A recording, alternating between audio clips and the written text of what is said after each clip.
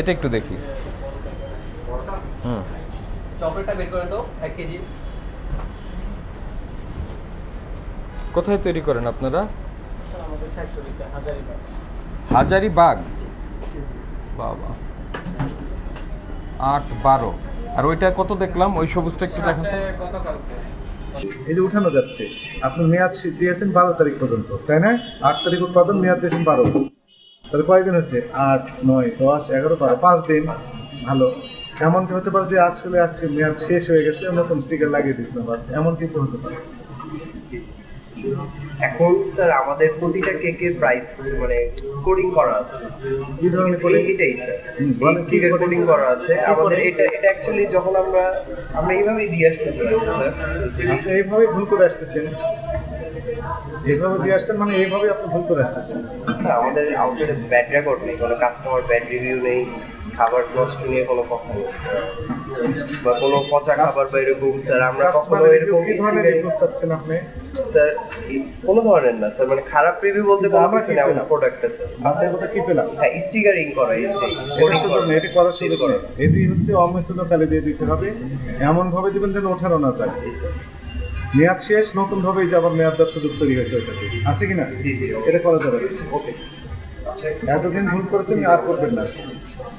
আমরা যে লাইনে কথা বললাম, জি স্যার অবশ্যই আপনারা ট্রান্সপারেন্সি লাইনে, এটা কি 100% ইনশিওর করতে পেরেছেন?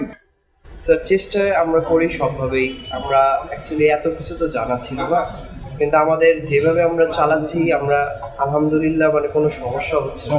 হচ্ছে না। আমরা অ্যাকচুয়ালি প্রোডাক্টে ওরকম আমরা কারণ নষ্ট রাখতেছি না, আমরা রেগুলার ডেট দিচ্ছি। হ্যাঁ, ডেটটা সামনে দেওয়া নেই, ডেটটা পিছনে দেওয়া, ডেটটা আমরা সামনে করে দেবো। আপনি যেহেতু বলেছেন ডেটটা সামনে করে দেবো, আর চালানটা আমরা ওকে রাখবো। প্রথমে বললেন যে জানা ছিল না, এটি আপনার অপরাধ। আপনি জানতে হবে প্রথমে, তারপরে যে কোনো ব্যবসা শুরু করার জন্য আপনাকে প্রথমে জানতে হবে যে এই ব্যবসার ক্ষেত্রে আমি করতে চাচ্ছি, তাহলে এই ব্যবসার ক্ষেত্রে আমার কী কী কোন অথরিটির কাছ থেকে লাইসেন্স নিতে হবে সেটি জানতে হবে। লাইসেন্সের ক্ষেত্রে দেখবেন যে কিছু টার্মস অ্যান্ড কন্ডিশনস আছে, সেগুলো আপনাকে করতে হবে এবং সেগুলো প্রতিপালন করতে হবে। এই প্রোডাক্টগুলোর ক্ষেত্রে বিডিএস আছে, বাংলাদেশ স্ট্যান্ডার্ডস আছে, এটি বিএসটি ম্যান্ডেটরি প্রোডাক্ট। তো ওই বিডিএসগুলো আপনাকে কালেক্ট করতে হবে এবং করতে হবে। কী করণীয়, কী বর্জনীয়, একদম বিস্তারিত লেখা থাকবে। আপনি কি বিডিএস নাম শুনেছেন? বিডিএস কি বলেন তো? স্যার ফুল ফর্মটা বলতে পারছি না। ফুল ফর্ম বলতে পারছেন মানে দেখেননি আপনি? দেখেছেন কোনো দিন বিডিএস? অবশ্যই দেখান তো দেখি একটা বিডিএস। STI sir, BDS. হ্যাঁ, বিডিএস একটু দেখান। আমাদের আপনাকে পুরস্কার দেওয়া হবে। কেকের ইতে দেওয়া আছে। আপনি যদি বিডিএস দেখাতে পারেন, বিএসটিআই আছে। হ্যাঁ বিএসটি আর বিডিএস যদি দেখাতে পারেন আপনার পুরস্কার দেবো। দেন বিডিএস মানে বিএসটিআই টা আছে, বিএসটিআই আছে। দেখান, আমাকে দেখান। কেকের বোর্ডে প্রতিটা বোর্ডে আছে স্যার, বিডিএস, বিএসটিআই। এইটা তো লেখা আছে বিডিএস। বিডিএস একটা বই। ও আচ্ছা, বুক স্যার। Yes. আপনার কি কি করণীয়, কি কি বর্জনীয়, এই কাজগুলো কিভাবে করবেন, প্রত্যেকটা প্রোডাক্টের ক্ষেত্রে, ম্যান্ডেটরি প্রোডাক্টের ক্ষেত্রে একটা করে বিডিএস আছে। জি জি। ওই বিডিএস নাম্বার কত সেটা দেখেন। কত নম্বর দেখি কেকের ক্ষেত্রে?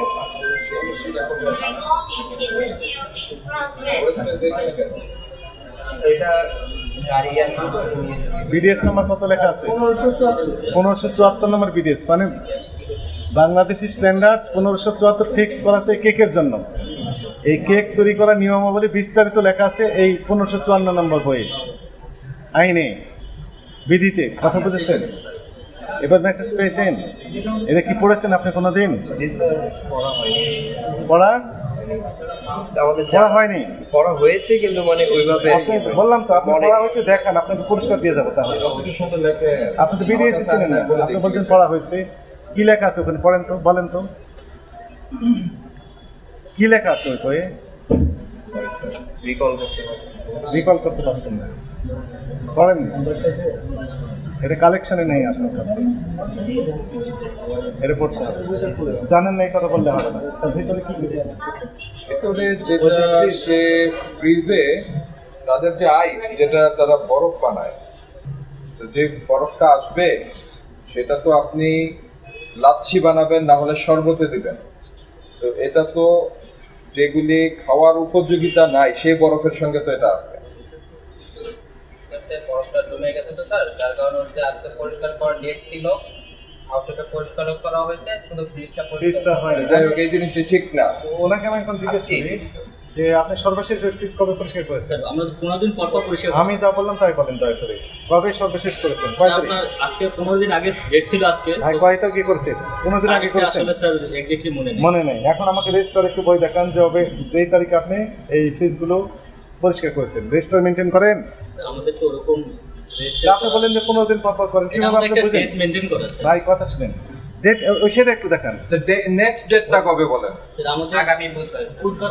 বুধবার থাকে, প্রতিদিন আউট ক্লিনিং থাকে তো পুরো শোরুম এই বুধবার না, পরের বুধবার। জি স্যার, এই- একটা এই হচ্ছে আপনার বরফের অবস্থা, আরো এক সপ্তাহ এইভাবে থাকবে। না, ফ্রিজের না স্যার, আজকে এটা বড় শুধু- আছে স্যার, এটা আজকের ডেট আছে, আজকে আমরা আপনাদের কথাবার্তা খুবই কনফিউজিং। শুনেন, আমরা খুব স্ট্রেইট আমরা আপনাদের অ্যান্সারটা আমরা চাই। আমরা যেটা দেখেছি এটা তো আপনাদের ভুল হয়েছে। জি জি স্যার। খাবারের জন্য যে বরফটা, এটা এখানে এইভাবে রাখা যাবে না। জি স্যার, ওটাই স্যার। মোরওভার আপনার ওই যে সামনের যে ফ্রিজটা, সেখানেও আপনি মুরগির মাংস হাফ ডান করা, তাই না?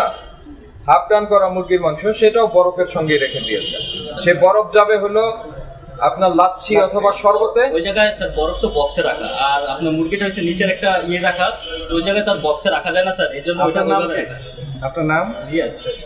আপনার কি এই বিষয়ে ট্রেনিং আছে? ট্রেনিং নেই স্যার। আমি হাইজেন সম্পর্কে কোনো ট্রেনিং আছে? নেই। তো আপনি কিভাবে বুঝলেন যে একই চেম্বারে রাখলে ক্ষতিকর হবে না, জীবাণুযুক্ত হয়ে যাবে তো? একই না স্যার, নিচে আর উপরে রাখা স্যার। ভাই আপনার ফ্রিজ তো একটা, জি ফ্রিজ ওই চেম্বার জায়গায় তো সেম, জি। তাহলে চেম্বার তো একটা।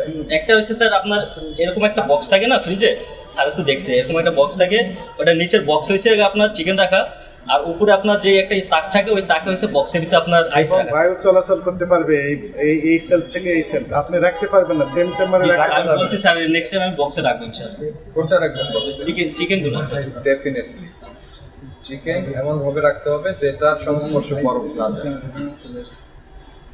ট্রেনিং দরকার, হয় না? আচ্ছা, ট্রেনিং নিজেরা সেলফ ট্রেনিং হতে পারে। এই যে নিরাপদ খাদ্য কর্তৃপক্ষের ওয়েবসাইটে যাবেন, আপনি গুগলে সার্চ দিবেন, ওখানে দেখবেন আইন আছে, নিরাপদ খাদ্য আইন 2013, ওখানে বিধিমালা আছে।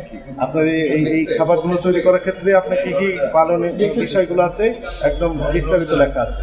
এগুলো ডাউনলোড করবেন, পড়বেন, নিজে পড়বেন, সবাইকে জানাবেন। জি, অবশ্যই। কথা বুঝতে পেরেছেন? আর যদি মনে করেন যে না আপনার নিজে পারছেন না, তাহলে কম্পিটেন্ট অথরিটির কাছ থেকে আপনি ট্রেনিং নেবেন আপনার কর্মচারী সকলের জন্য। যত রকমের অসুখ হয়, ম্যাক্সিমাম অসুখ হয় শুধু এই ভেজাল খাবার খাওয়ার জন্য। আমাদের জেনে এই খাবারগুলো খাই, অথবা আমাদের জানার অজান্তেই আমরা খেয়ে নিই। এখান থেকে বেরিয়ে আসতে হবে।